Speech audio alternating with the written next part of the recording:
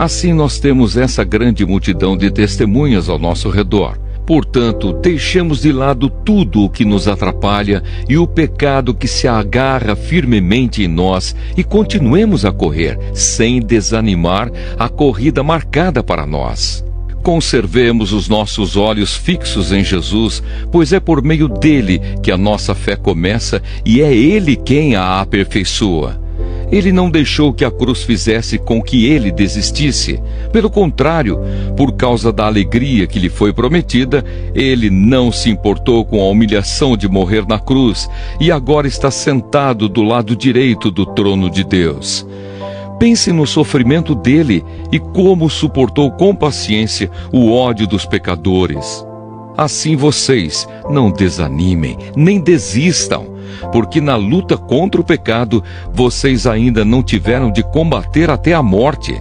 Será que vocês já esqueceram as palavras de encorajamento que Deus lhes disse, como se vocês fossem filhos dele?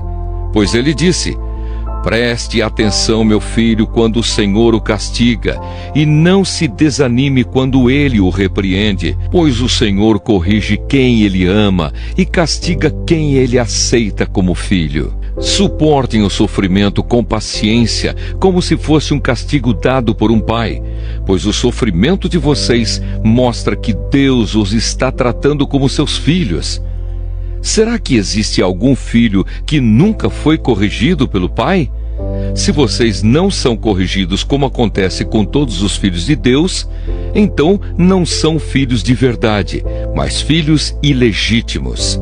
No caso dos nossos pais humanos, eles nos corrigiam e nós os respeitávamos. Então devemos obedecer muito mais ainda ao nosso Pai Celestial e assim viveremos. Os nossos pais humanos nos corrigiam durante pouco tempo, pois achavam que isso era certo. Mas Deus nos corrige para o nosso próprio bem, para que participemos da sua santidade. Quando somos corrigidos, isso no momento nos parece motivo de tristeza e não de alegria. Porém, mais tarde, os que foram corrigidos recebem como recompensa uma vida correta e de paz. Conselhos e avisos. Portanto, levantem as suas mãos cansadas e fortaleçam os seus joelhos enfraquecidos. Andem por caminhos aplanados para que o pé aleijado não manque, mas seja curado. Procurem ter paz com todos e se esforcem para viver uma vida completamente dedicada ao Senhor, pois sem isso ninguém o verá. Tomem cuidado para que ninguém abandone a graça de Deus. Cuidado para que ninguém se torne como uma planta amarga que cresce e prejudica muita gente com o seu veneno. E tomem cuidado também para que ninguém se torne imoral ou perca o respeito pelas coisas sagradas, como Esaú, que por causa de um prato de comida vendeu os seus direitos de filho mais velho. Como vocês sabem, depois ele quis receber a bênção do seu pai, mas foi rejeitado porque não encontrou modo de mudar o que havia feito, embora procurasse fazer isso até mesmo com lágrimas. Vocês não foram como o povo de Israel. Vocês não chegaram perto de alguma coisa que se pode tocar, como o Monte Sinai, com o seu fogo destruidor, a escuridão e as trevas, a tempestade, o barulho de trombeta e o som de uma voz. Quando os israelitas ouviram a voz, pediram que ela não dissesse mais nada, pois eles não podiam suportar a ordem que dizia: até um animal, se tocar o monte, deverá ser morto a pedradas. O que estavam vendo era tão terrível que Moisés disse: estou tremendo de medo. Pelo contrário, vocês chegaram ao Monte Sião e à cidade do Deus vivo, a Jerusalém celestial com os seus milhares de anjos.